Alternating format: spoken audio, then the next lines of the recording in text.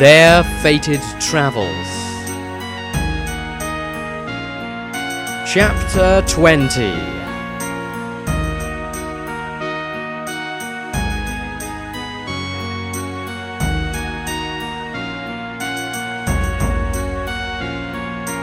Farewell, Middenheim.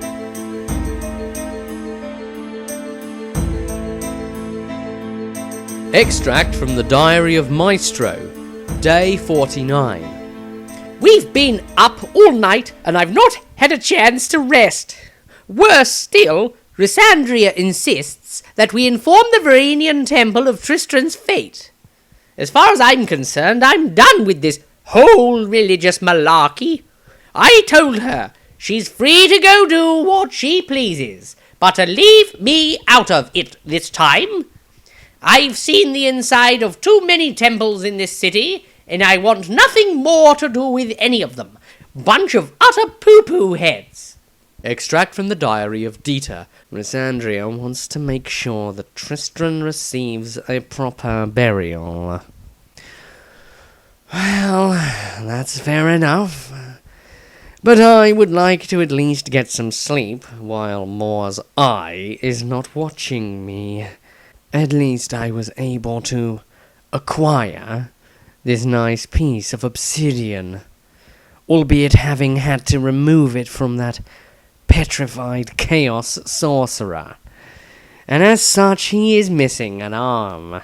I do not care what the rest of the group might think on this matter, but I do wonder why I have this faint reminiscence of carrying a blade in this shape.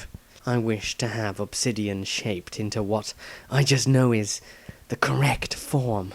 I'm sure there is a specialist blacksmith in this city that could perform such a feat. Extract from the Diary of Tobias, Day 50. It is most strange. I thought my pack felt heavier yesterday, but I put that down to fatigue at the time. However, upon inspection of my backpack, I found several items that Rysandria instantly recognized as part of Tristran's equipment. I must say I have no clue as to how I managed to fit most of these into my pack, nor do I have the recollection of taking them from him. Extract from the Diary of Rysandria. I was shocked to find that Tobias had removed several of Tristran's belongings from his body upon death. I had wondered when the priests had asked us what had become of some of his equipment, as it was not present at the time. I had assumed, as we had left the site of such corruption, that perhaps they had been looted from his body while our presence was elsewhere. I have been noticing that the celestial scholar has been acting oddly only at night, ever since the incident in Altdorf. I did not have a chance to examine him properly at the time, but it seems that we might not be leaving for our next destination for a while yet. I will see if I can find anything that could be the cause of this concerning change in attitude, if he lets me. Extract from the Diary of Dita. It seems that Professor Zweistein has been instructed to find out information on this demon that was imprisoned within the brass skull, and of course, since we were the most involved in the matter, the most academic members of the group have been asked to assist with the inquiry at the library. Surprisingly, Maestro was more than eager to get involved with it. My guess is that he just wants to get away from holy temples as much as possible. Tobias looked at Maestro, who had his nose buried in a book, trying to get some last good reading done before the sunlight was gone. Maestro, I must declare that your obsession with demons is a rather dangerous subject. Most people in your position should not show such interests. The unofficial journeyman wizard looked up from the book he was writing. Well, actually, it's more of a fact that they might have an interest in me. There was a rather odd occurrence that took place during one of my lessons at the college. Several years ago. Altdorf, the Celestial College. Maestro was sat within yet another lecture. He wasn't paying total attention to everything the instructor was saying, as he was focused on the paper in front of him, which was covered in notes. Most of these notes were of rudimentary engineering schematics, although there were arcane marks as well. Today's lecture was on the dangers of magic, or rather, ways to avoid attracting the ire of Tzeentch. The primary way to do this was with a protective magic circle that allowed the caster to focus the winds of magic more stably. The master wizard that was tutoring this particular class had a rather odd-styled beard in that it was exceptionally long. Within the long strands of hair were entwined metal discs shaped as arcane symbols, some of which the students had never seen before. Maestro fancied that the tutor had a miniature symbol situated in his nose and that it caught the light when the man turned his head. That, or perhaps it was a piece of snot. Either way, there was probably some magical answer for it all as far as Maestro knew. This was, of course, the major problem. Maestro didn't know very much at all. The teacher continued his instructions, explaining that the very spot he stood upon was overly magically imbued, a vortex of pressure that swells into the physical realm from the other plane, the demonic sub-reality attached to theirs. He explained that the special magical safeguards are employed here to keep the opening as just a swell and not a fissure. Were it a fissure, he explained, then any matter of demonic manifestation might occur, and that is why a magic circle is the only true way to protect oneself while casting up the 8 winds of magic. This technique was particularly expressed to these students who were not yet even at senior apprentice level. The eyes of Tzeentch were particularly watchful for students who were gifted in magic, but lacking in the patience and maturity to properly control it. At that moment, a cracking sound caught everyone's attention. Even Maestro looked up. The teacher stared down at the floor with a puzzled expression and stated, "All right then, apprentices. What you are witnessing here is a conjoined physical to non-corporeal emanation. This is likely caused from some thing from the other side, walking over the fault line that leads into our reality. If we did not have the magic circle in place right now, we would be subject to an anomalous emanation of purest evil. That is why..." His words were suddenly cut off from a loud, hissing sound that erupted from the floor.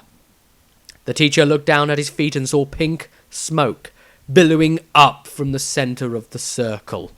He quickly incanted a spell, summoning the winds about him, but the smoke interfered with that. It was quickly taking on a thickly reddish hue as the teacher noticed that it seemed to be clinging to the very magic around it. Every piece of energy the teacher summoned was negated. The smoke engulfed the winds of magic so that the master wizard could not channel. A green crackling spat and sparked up from the floor as flames erupted from the circle, and a terrible howling sound wailed into the room. "Students, evacuate the classroom at once! The circle has failed and we are in the midst of a demonic outbreak! Sigmar knows what is coming!" The pupils of the lessons didn't have to be told twice. Within moments they were all up and in a mad scramble for the exit. Maestro was still wrapped up in his doodling, of course, for he was used to great sounds of hustle and bustle during such lessons. Usually it was from students, rudely running to the front of the room to get a better look at whatever spell had been cast. This time, however, Maestro didn't hear the master wizard tutor shout at them all and tell them to return to their seats. This fact made him look up from his drawing, and then he saw it. All hell breaking loose. The teacher was already gone. Endrel, Maestro's most despised foe, a fellow student in his class, was last out of the room. Their mutual hate for each other had gone on since they had first met one another.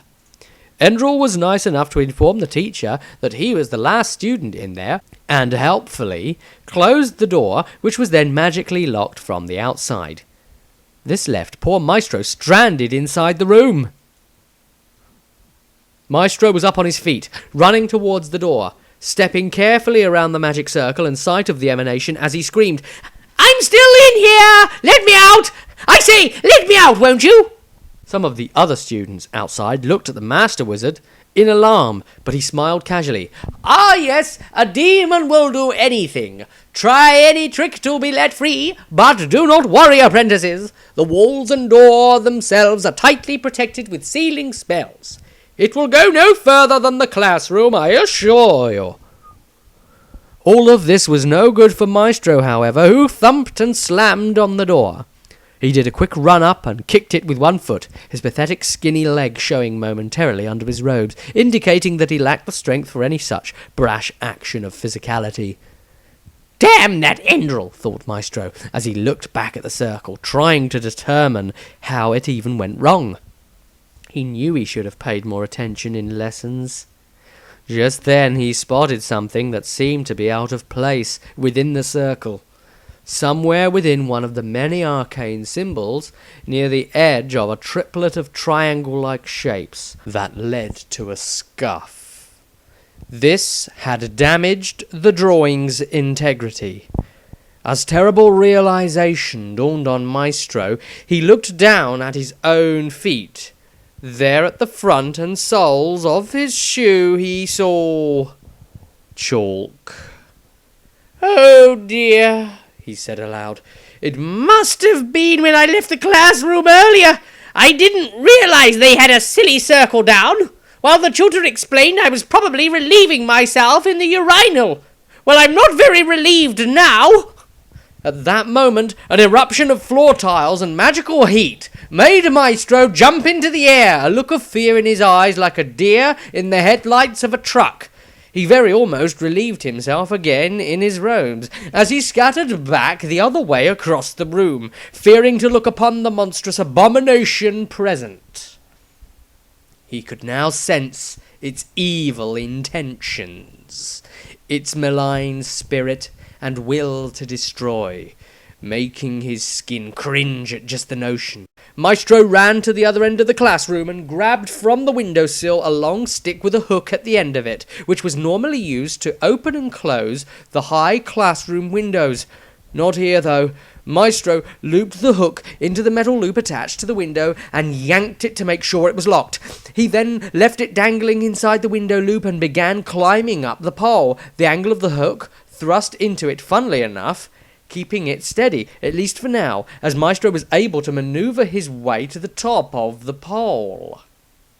His legs shivered as he could only guess at which vile monster lurked in the classroom below him.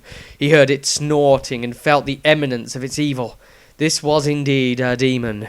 He had been trained to recognize the spiritual signatures of them at the very least, even though he had up until now never seen one. He had only ever heard them, here and there throughout the college halls, accidentally summoned or being banished. Finally, after much nefarious cackling from below, Maestro built up the courage to look down and see his fate. He had wondered why he wasn't dead yet for a start. Upon glancing at the demon, he then realized why. The summoned creature was indeed a demon. Its red skin, yellow eyes, horns, and cloven feet an indicator that it was a creature of corn. Yet it was also only an imp. A very small demon indeed, but still frightening to behold, in its own way. Maestro realized that the creature was not tall enough to actually reach him, despite it trying to jump up and down. Maestro smiled eventually and called down to it. "Well, well! It seems that we are at an impasse, doesn't it?" The creature looked suddenly shocked. This human, this young weak human, had spoken in the dark tongue. Maestro had indeed been taught this language by his own master, the bright wizard Magnamus, but he hadn't realized he had used it here. Something in his brain had automatically made his speech adapt to the situation without him being aware. Demons did in fact have their own language, but the Dark Tongue was a language used by the forces of chaos and beastmen. In speaking it, there was an entry point to talk to demons too. Maestro's smug expression quickly changed to one of dismay, however, as the window loop partially snapped from the wooden frame it had been built into. This effectively broke the locking mechanism. The window slowly yawned open and down, drooping Maestro closer and closer towards the imp with every moment.